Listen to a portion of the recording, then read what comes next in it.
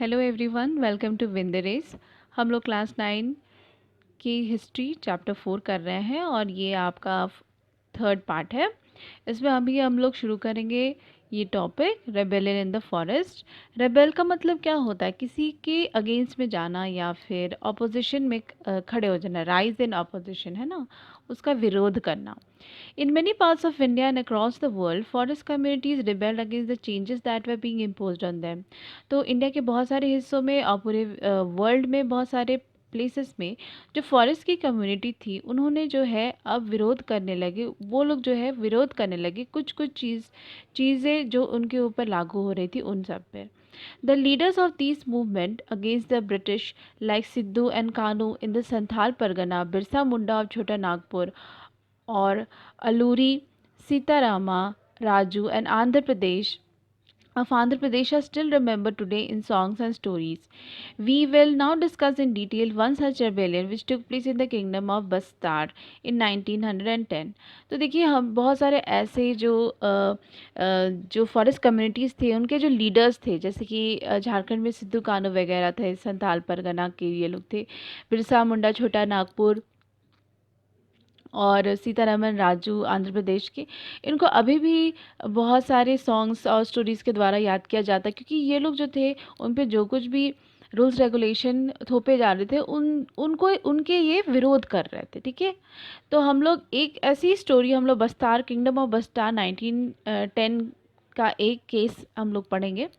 तो देखिए, the people of Bastar. Bastar is located in the southernmost part of Chhattisgarh and borders Andhra Pradesh, Orissa and Maharashtra. तो ये जो जगह है बस्तार, ये छत्तीसगढ़ के साउथ पोर्शन में है और लाइक करता है आंध्र प्रदेश, उड़ीसा और महाराष्ट्र में। The central part of Bastar is on a plateau. और जो सेंट्रल पार्ट है बस्तार का वो प्लाटो में लाई करता है। प्लाटो एरिया किसको बोलते हैं? प्लाटो एरिया मैं बता देती हूँ आप लोग को। एक टेबल लाइक स्ट्रक्चर होता है लैंड का, जो ज़मीन से थोड़ा उठा हुआ होता है, उसको हम लोग प्लाटो बोलते हैं। ठीक है, तो the central part of Bastar is on plateau. तो जो बस्तार का जो पोर्शन है वो प्लाटो में है।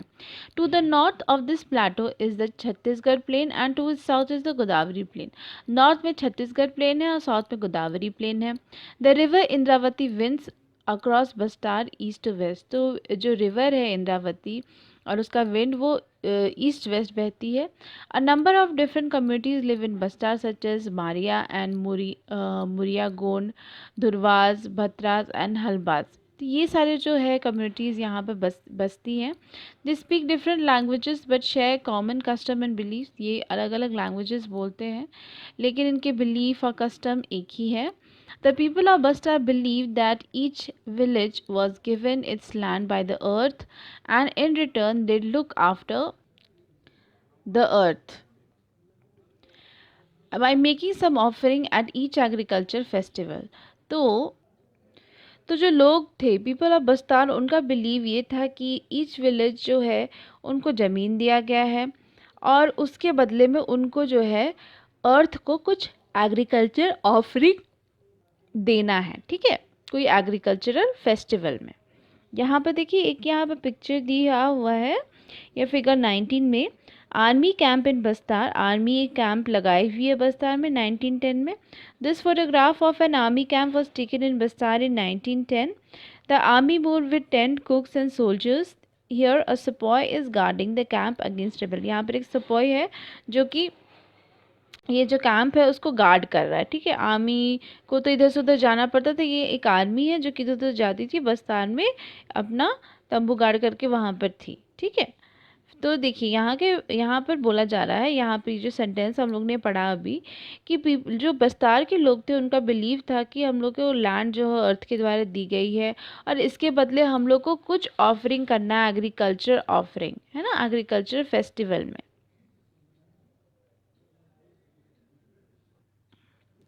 In addition to the earth, they show respect to the spirits of the river and forest and the mountain. तो अर्थ को रेस्पेक्ट करने के लिए और रिवर को रेस्पेक्ट करने के लिए, ये जो गांव के लोग थे या फिर फॉरेस्ट के लोग थे, ये लोग मतलब नेचर को बहुत पूजते थे, ठीक है। तो यहाँ इसलिए वो रिस्पेक्ट करते थे रिवर के देवता को, फॉरेस्ट के देवता को, माउंटेन के देवता को, है ना। Since each village knows where its boundaries lie, the local people look after all natural resources within that boundaries. तो यहाँ पर हर विलेज को मालूम था कि हमारी बाउंड्री इस फॉरेस्ट तक हमारी बाउंड्री है, तो वहाँ के लोकल पीपल जो है उसी बाउंड्री के जो रिसोर्सेज थे, नेचुरल रिसोर्सेज, पेड़ पौधे का ख्याल रखा करते थे। If people from a village want to take some wood from the forest of another village, they pay a small fee call Devsari, Dand और मन इन एक्सचेंज। तो देखिए, एक विलेज के लोग अगर दूसरे विलेज के अगर फॉरेस्ट से कुछ लेना चाहते थे, तो वो एक छोटा सा रकम उससे पे करते थे, जिसको कहा जाता है देवसारी या डांड या मन, इसको कहा जाता था, ठीक है। ये इसको आप याद रखिएगा, क्या क्या बोला जाता था अगर एक विलेज दूसरे विलेज से के फॉरेस्ट से अगर कुछ लेना चाहता है तो। Some villages also protect their forest by engaging watchmen, and each household contributes some grain to pay them. कभी कभी ये लोग अपने फॉरेस्ट को बचाने के लिए किसी किसी वॉचमैन को रखते थे, जिसको वो लोग कुछ ग्रेन वगैरह, मतलब खाने पीने का सामान जो है, दाल चावल उस तरह का दे देते थे। Every year there is one big hunt where the headman of village in a pargana cluster of village meet and discuss issues of concern including forest. तो देखिए, हर साल वहाँ पर एक बिग हंट होता था, जहाँ पर हेडमैन, जो विलेज का जो हेड था, जिसको बोलते हैं परगना, वो मीट करता था, डिस्कस करता था कि क्या क्या विलेज में कोई प्रॉब्लम है या फॉरेस्ट में कोई दिक्कतें आ रही है या नहीं। अब हम लोग देखेंगे the fears of the people. अब देखिए, इस तरह की जो है सिचुएशन विलेज में हुआ करती थी, लोग इस तरफ फॉरेस्ट की रक्षा करते थे और ऐसे मेंटेन किया करते थे। अब लोगों के अंदर में क्या डर समाने लगा। When the colonial government proposed to reserve two-thirds of the forest in 1905 and stop shifting cultivation, hunting and collection of forest produce, the people of Bastard were worried. अब देखिए, गवर्नमेंट जब आई, कॉलोनियल गवर्नमेंट आ गया, बोली कि 2/3 of the जो forest है उसको हम लोग रिजर्व कर लेंगे और शिफ्टिंग कल्टीवेशन को रोक देंगे, हंटिंग भी रोक देंगे, और जो भी कलेक्शन करते थे लोग फॉरेस्ट से उसको भी हम लोग रोक लगा देंगे। तो इससे क्या होने लगा, इससे बस्तार के लोग जो है काफ़ी परेशान हो गए, वरीड हो गए। Some villages were allowed to stay on in the reserve forest on the condition that they worked free for the forest department in cutting and transporting trees and protecting the forest from fires। अब देखिए, कुछ जो है, कुछ villages को वहाँ पर reserve forest में रहने के लिए अलाउ तभी मिला, उस कंडीशन में मिला कि अगर वो फ्री में कॉलोनियल गवर्नमेंट के लिए काम करेंगे और फ्री में कट करेंगे पेड़, ट्रांसपोर्ट भी करेंगे और जंगल के जो फायर है, जंगल की आग से बचाएंगे, तो उनको ये सारे अगर वो फ्री में काम कर लेंगे तो उनको जो है फॉरेस्ट में रहने दिया जाएगा। तो ऐसी ऐसी शर्तें हो रही थी जिसकी वजह से लोग अब परेशान होने लगे। Subsequently these came to be known as forest villages, और इसलिए फिर धीरे धीरे इनको फॉरेस्ट विलेजेस के नाम से जाने लगा। People of other villages way displaced without any notice और कॉम्पनसेशन, और दूसरे विलेज के लोग जो है इसी तरह से बिना किसी नोटिस के, बिना किसी कॉम्पनसेशन के डिस्प्लेस कर दिए गए, अपने जगह से हटा दिए गए, है ना। For long, villages had been suffering from increased land rent and frequent demand for free labor and goods by colonial officials। काफ़ी लंबे समय तक जो है ये ब्रिटिशर्स लोग जो है उनसे फ्री में काम करवा रहे थे, उनको रेंट वगैरह लैंड के लिए मांग रहे थे, इसकी वजह से लोग काफ़ी प्रॉब्लम झेल रहे थे। Then came the terrible famines in 1899 to 1900 and again in 1907 to 1908। उसके बाद देखिए, ऑलरेडी ऐसा प्रॉब्लम आ रहा था ब्रिटिशर्स लोग के द्वारा जो फॉरेस्ट विलेजेस लोगों के ऊपर, और उसके बाद फमीन हो गया, मतलब भुखमरी आ गई आपका 1899 में 1900 तक, और फिर 1907 टू 98, मतलब ये 2 साल जो है इसमें भुखमरी आ गई। Reservations proved to be the last draw. अब रिजर्वेशन जो है लास्टली बचा। People began to gather and discuss this issue. Reservations मतलब कि खाने पीने का जो भी सामान था, कि पहले तो वो लोग रखते नहीं थे, अब वही एक लास्ट उपाय बचा कि खाने पीने का सामान जो है बचा हुआ रहेगा, तभी वो लोग बच सकते हैं। People began to gather and discuss the issues in the village council, in bazaar and at festivals, or wherever the headmen and priests of several villages were assembled. अब जो लोग हैं इस बात को हर जगह डिस्कस करने लगे, है ना। विलेज काउंसिल में भी, कहीं बाजार जा रहे हैं वहाँ पर भी, कोई फेस्टिवल है तो वहाँ पर भी डिस्कस कर रहे हैं, कहीं पर हेडमैन या फिर कोई प्रीस्ट मिल जा रहा है, पुजारी मिल जा रहा है ऐसे विलेज का, वहाँ पर ये लोग बात करें कि ऐसा प्रॉब्लम हो रहा है, वैसा प्रॉब्लम हो रहा है। The initiative was taken by the Dhurwas of the Kanger forest where reservation first took place. अब देखिए जो है यहाँ पर ये सबसे पहले जो कैंगर फॉरेस्ट में धुरवास जो थे, इन्होंने सबसे पहला स्टेप लिया, है ना। क्या स्टेप लिया? Although there was no single leader, many people speak of Gunda Dhur from village Nethanar as an important figure in the movement. तो यहाँ पर देखिए यहाँ पर कोई एक पर्टिकुलर लीडर नहीं था, लेकिन बहुत लोग एक गुंडा या धुर के बारे में बात करते हैं फ्रॉम विलेज नेथनार, ठीक है, नेथनार विलेज से एक गुंडा के बारे में बात करते हैं। In 1910, mango, bows, a lump of earth, chilies and arrows began circulating between villages. तो 1910 में जो कुछ कुछ mango balls, lump of earth, chillies, arrow, ये सब ना लोगों के बीच में बंटने लगे, है ना। चिली, मिर्ची या फिर एरो वगैरह सब। और these were actually messages inviting villages to rebel against the British. तो ये बेसिकली क्या था, लोगों के बीच में ये बातें फैलाई जा रही थी कि हम लोग जो है ब्रिटिशर्स के अगेंस्ट में हम लोग रिबेल करेंगे, उनके अगेंस्ट में हम लोग लड़ाई करेंगे। Every village contributed something to the rebellion expenses. तो हर विलेज जो है कंट्रीब्यूट कर रहा था, जो रिबेलियन हो रहा था, जो लड़ाई हो रही थी, उसके लिए कुछ कुछ एक्सपेंसेस, कुछ कुछ खर्चे जो है हर विलेज के लोग जो है उसमें अपना योगदान करने लगे, है ना। Bazaars were looted, the houses of officials and traders, schools and police stations were burnt and robbed, and gain redistributed, ठीक है। ग्रेन रीडिस्ट्रीब्यूट, तो लोग क्या करने लगे, जो फॉरेस्ट विलेज फॉरेस्ट थे, उनके जो लोग थे वो लोग ना बाज़ार को लूट लेने लगे, है ना, जिसमें जो ब्रिटिशर्स लोग अपनी कुछ चीज़ें बेचते थे या कुछ भी चीज़, तो उसको बाज़ार को लूट लेते थे। फिर जो ऑफिसर वो ट्रेडर वगैरह था, उनके हाउसेस को और सब कुछ और पुलिस स्टेशन को जला देते थे या रॉब करके, मतलब लूट पाट कर लेते थे। और जो कुछ भी ग्रेन मिलता, जो अनाज मिलता था, उसको आपस में वो लोग डिस्ट्रीब्यूट कर देते थे, है ना, बांट लेते थे। Most of those who were attacked were in some way associated with the colonial state and its oppressive laws. तो बहुत सारे जो थे वो लोग, जो लोग अटैक होते थे, मतलब जिनके ऊपर अटैक किया जाता था, वो या तो ब्रिटिश कंपनी के लिए काम करते थे, कॉलोनियल स्टेट के लिए काम करते थे। William ward, a missionary who observe the events, road from all directions came streaming into Jagdalpur, police, merchant, forest peon, school master, immigrants. William ward ने अपने जो कुछ भी उन्होंने देखा, उन्होंने बोला कि हर डायरेक्शन से लोग जो है पुलिस स्टेशन आए, जगदलपुर में merchant, forest peon, school master, immigrants, हर जगह से लोग आए। The British sent troops to suppress the rebellion. जो इतनी लड़ाई हो रही थी, तो ब्रिटिश ने ट्रूप्स जो है सैनिकों को भेजा, जो रिबेलियन को सप्रेस करने के लिए, कम करने के लिए। The adivasi leaders tried to negotiate but the British surrounded their camps and fired upon them.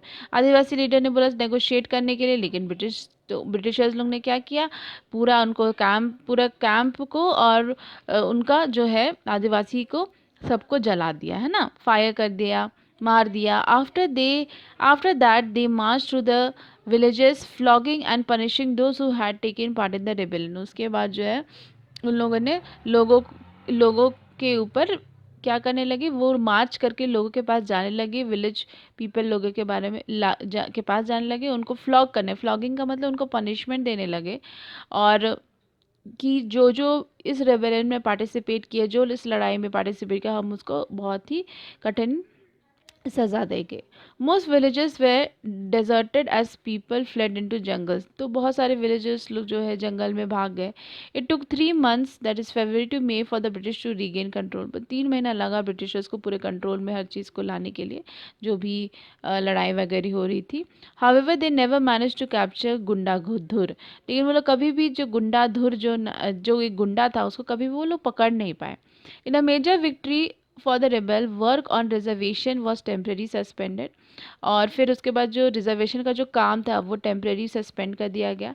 And the area to be reserve as reduce to रफली half of that plan before 1910, तो उसके बाद जो काम जो हो रहा था उसको आधा कर दिया गया, मतलब ज़्यादा काम नहीं हो पाया। The story of the forest and people of Bastar does not end here, और फिर देखिए जो स्टोरी है बस्टार की स्टोरी, ये जो है ये अभी ख़त्म नहीं होती है, ये कंटिन्यू चलते रहती है। After independence the same practice of keeping people out of the forest and reserving them for industrial use continued. तो ये जो रिजर्वेशन हो रहा था, मैं वहाँ पर सॉरी मैंने कुछ गलत बता दिया था, तो ये जो रिजर्वेशन हो रही थी बेसिकली ब्रिटिशर्स लोग कर रहे थे, फॉरेस्ट को रिजर्व कर लेते थे, या फिर किसी लैंड को रिजर्व कर लेते थे ताकि वो लोग उसमें कुछ अलग चीज़ें करें, उसको कोई छुए नहीं, है ना, कोई विलेज के लोग जो है वहाँ से कोई भी सामान ना ले, है ना, ट्रीज़ नहीं काटे अपने इस्तेमाल करने के लिए, तो वो उस तरह के रिजर्वेशन करते थे ताकि उसको इंडस्ट्रियल पर्पस के लिए आगे इस्तेमाल कर सके, है ना। तो ये जो रिजर्वेशन का जो तरीका जो चल रहा था वो इंडिपेंडेंस होने के बाद भी चलता रहा।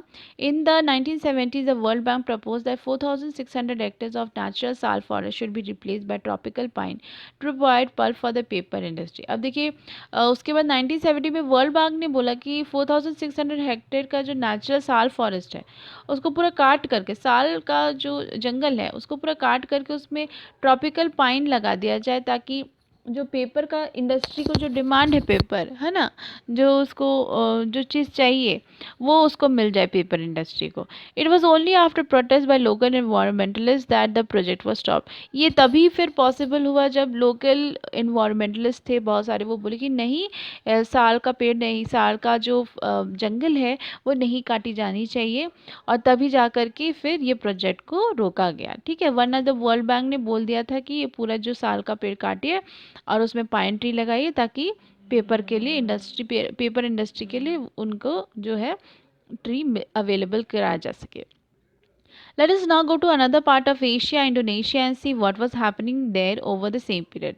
अब देखिए हम लोग यहाँ पे बस्टार के बारे में देख रहे थे। अब हम लोग थोड़ा सा एशिया इंडोनेशिया के पोर्शन में जाएंगे, देखेंगे इसी समय में एशिया और इंडोनेशिया में क्या हो रहा था। Forest transformation in Java. Java is now famous as a rice producing island in Indonesia. Java जो है काफ़ी बहुत ही उसमें वहाँ पर राइस प्रोडक्शन होता है इंडोनेशिया में।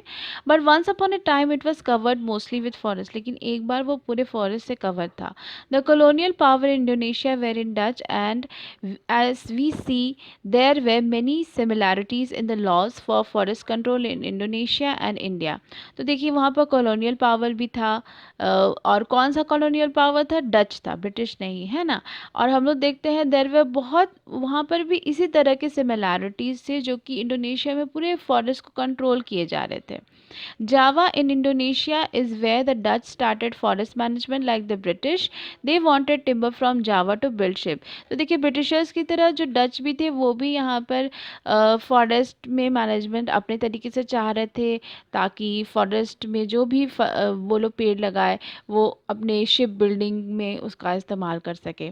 इन 1600 the population of Java was an estimated 3.4 million, और उस समय देखिए पॉपुलेशन जो जावा की पॉपुलेशन थी वो थी 3.4 million. There were many villages in the fertile plain, बहुत सारे विलेजेस भी थे फर्टाइल प्लेन में, but there were also many communities living in the mountains and practising shifting cultivation. लेकिन बहुत सारी कम्युनिटीज़ ऐसे भी थे जो कि माउंटेन्स में रह करके शिफ्टिंग कल्टिवेशन प्रैक्टिस कर रहे थे। I have already made you understand what is shifting cultivation, so I hope you all students know about it.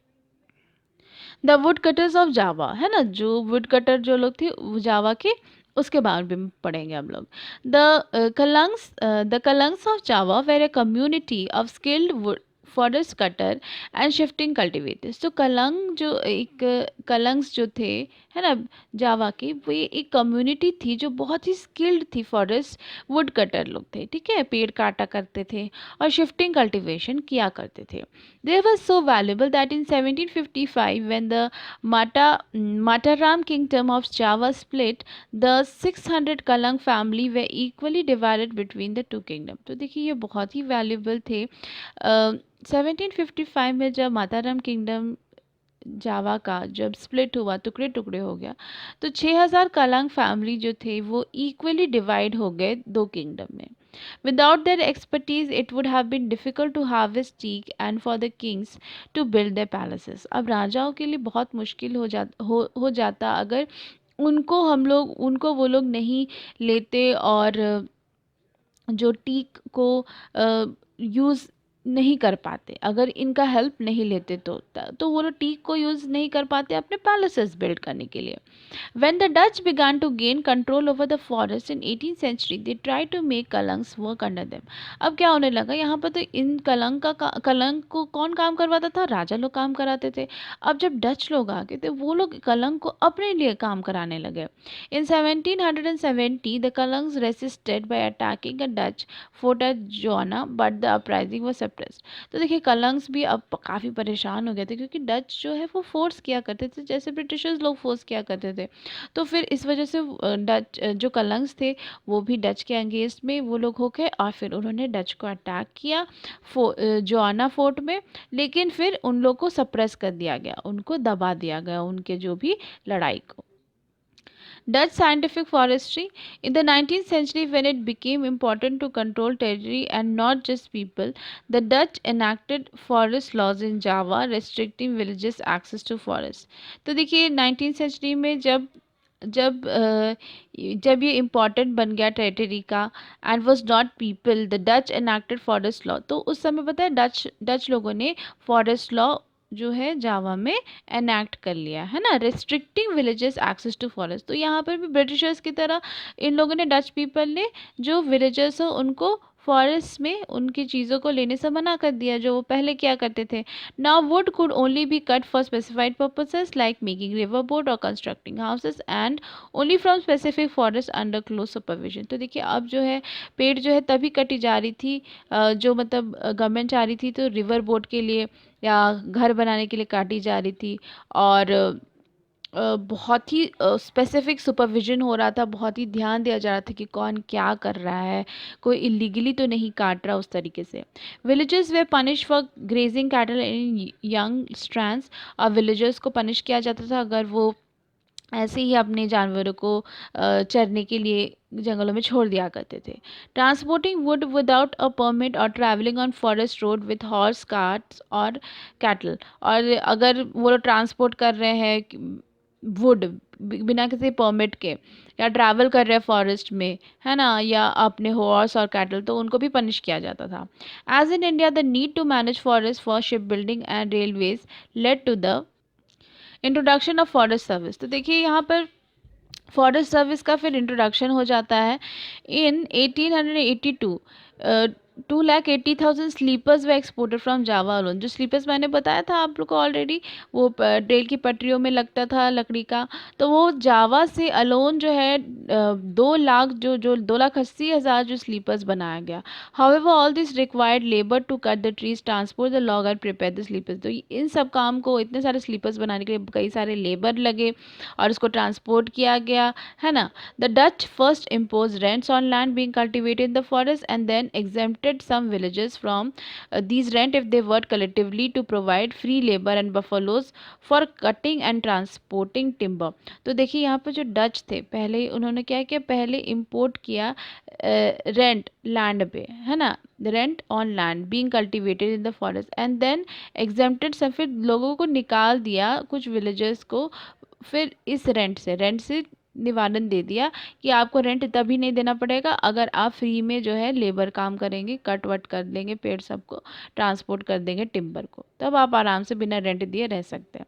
This was known as blandongdiensten. ये बहुत ही डिफिकल्ट नेम है and the spelling is also very big and I am just unable to pronounce the word, so I am very sorry for that.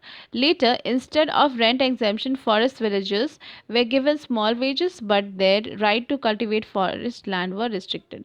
तो देखिए ये जो है बाद में जो है जो रेंट का एग्जेम्पशन था, instead of rent exemption forest villages way given small wages, उनको थोड़ा थोड़ा पैसा दिया जा रहा था काम के बदले में, but their right to cultivate forest land were constructed, लेकिन उनको वो हक नहीं दिया जा रहा था कि वो फिर से फॉरेस्ट को कल्टिवेट कर सकते हैं अपने फ़ायदे के लिए या फॉरेस्ट का इस्तेमाल कर सकते हैं अपने फ़ायदे के लिए।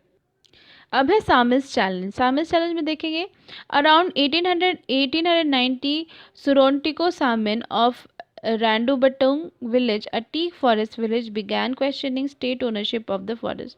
तो देखिए 1890 में सुरोन्टिको सामिन एक विलेज है रैंडुबटुंग में, उसमें टीक फॉरेस्ट था, ठीक है, टीक का फॉरेस्ट। ये लोग भी फॉरेस्ट के ऑनरशिप के लिए क्वेश्चन करने लगे। ही आर्ग्यूड, ठीक है, ये जो है इस सुरंटी को इन्होंने आर्ग्यू किया कि the state had not created the wind water earth and would, so it could not own it. तो उन्होंने बोला, ये एक आदमी थे, उन्होंने बोला कि जो स्टेट है उन्होंने पानी जल और वुड ये सब नहीं बनाया, इसलिए वो कौन होते हैं हमें क्वेश्चन करने के लिए कि हम क्या यूज़ कर रहे हैं क्या नहीं। Soon a widespread movement develop, और इनकी बातों पर जो काफ़ी लोग इन्फ्लुएंस हो गए, बहुत बड़ा मूवमेंट शुरू हो गया। Amongst those who helped organise it were Samin's son in law, और जो ये सारी चीज़ें ऑर्गेनाइज करते थे उस सामिन्स के सन इन लॉ वगैरह लोग इनकी मदद करते थे। बाय 1907 3000 फैमिलीज वे फॉलोइंग हिज आइडियाज़, और 1907 तक 3000 परिवार जो इनके आइडियाज़ को फॉलो करने लगे, उनकी बात मानने लगे। Some of the Saminist protest by lying down on land when Dutch came to survey it, while others refused to pay taxes or fine or perform labor। तो देखिए कुछ सामिल्स जो है प्रोटेस्ट कैसे करते थे, ज़मीन में लेट जाते थे जब डच आते थे सर्वे करने के लिए, और कुछ लोग जो है टैक्स देने से मना करते थे। अब देखेंगे वॉर एंड डिफॉरेस्टेशन। वॉर कैसे शुरू हुआ, deforestation. The first world war and the second world war had a major impact on forest. तो फर्स्ट और सेकेंड वर्ल्ड वॉर से बहुत ही बड़ा इम्पैक्ट पड़ा ये आपके फॉरेस्ट में। In India working plans were abandon at this time and the forest department cut trees freely to meet British war need. तो यहाँ पर क्या होने लगा कि लड़ाई के कारण बहुत सारा जो पेड़ को काटा जाने लगे, ताकि ब्रिटिश को जो भी लड़ाई के लिए रिक्वायरमेंट हो रही थी वो फुलफ़िल किया जा सके। In Java just before the Japanese occupied the region, the Dutch followed a scorched earth policy. तो जावा में देखिए एक पॉलिसी जो है स्कॉच अर्थ पॉलिसी हुई, डिस्ट्रॉइंग सॉ मिल, यहाँ पर पूरा डिस्ट्रॉ कर दिया गया सॉ मिल को। Burning huge pile of giant teak log, पूरे बड़े बड़े टीक लॉग को जला दिया गया, so that they would not fall into Japanese hand, ताकि वो लोग जापानीज हैंड में ना चले जाए। The Japanese then exploited the forest recklessly for their own war industry. फिर जापानीज़ लोग ने पूरे फॉरेस्ट को एक्सप्लॉइट किया और फिर ताकि वो लोग अपना वॉर इंडस्ट्री सेटअप कर सके। Forcing forest villages to cut down forest, उनको फिर जापानीज़ लोग ने फोर्स किया विलेजर्स को कि वो लोग फॉरेस्ट को कट डाउन करें। Many villagers use this opportunity to expand cultivation in the forest, और बहुत सारे विलेजर्स ने इसको अपॉर्चुनिटी के रूप में लिया और इसको एक्सपैंड किया, कल्टिवेशन किया in the forest. After the war, it was difficult for the Indonesian Forest Service to get this land back. लड़ाई करने के बाद जो है ये बहुत ही मुश्किल हो गया इंडोनेशियन फॉरेस्ट सर्विस के लिए लैंड वापस लेने का। As in India, people's need for agricultural land has brought them into conflict with the forest department desire to control the land and exclude people from it। India में तो people जो है वो उनका जो एग्रीकल्चर लैंड जो था का जो कॉन्फ्लिक्ट हो रहा था, इससे जो है लड़ाई हो गई थी फॉरेस्ट डिपार्टमेंट से, क्योंकि ये लोग पूरे कंट्रोल करना चाह रहे थे, है ना, और लोगों को। फिर हो गया न्यू डेवलपमेंट इन फॉरेस्ट्री। अब नया नया डेवलपमेंट जो है फॉरेस्ट्री में आ गया। Since the 1980s government across Asia and Africa have begun to see the scientific forestry and the policy of keeping forest communities away from the forest has resulted in many conflicts. तो देखिए basically क्या हुआ कि 1980 से government Asia या Africa में उन्होंने देखा कि साइंटिफिक फॉरेस्ट्री के तरीके की वजह से काफ़ी लोग को जो है कम्युनिटीज़ जो है वो लोग कॉन्फ्लिक्ट में आ गए, लड़ाई में आ गई। इसकी वजह से काफ़ी लड़ाइयाँ हो रही थी।